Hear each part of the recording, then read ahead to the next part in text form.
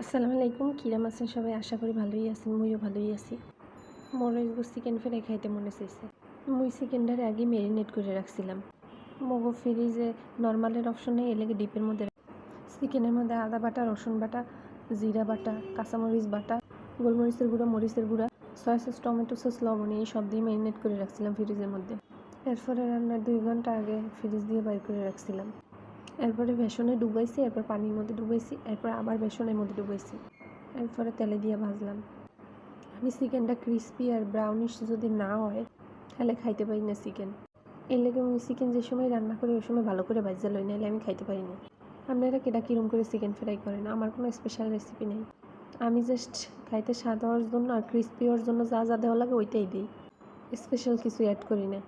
আমি কাঠি দিয়ে ফুটা করে লইছি, মুদি দিয়ে ভালো করে হয়েছে কিনা দেখার লেগে। যতক্ষণে ব্রাউনিশ হয় না ততক্ষণ পর্যন্ত আমি ভাজছি। এই পাশে ওই পাশে উল্টে দিছি। চিকেন কিন্তু অলরেডি হয়ে গেছে, কিন্তু আমি আরও পোড়া পোড়া খাবো এই লেগে রাখছি। এই কিন্তু হয়ে গেছে আমার চিকেন ফ্রাই। এখন আমি নামাই হলাম।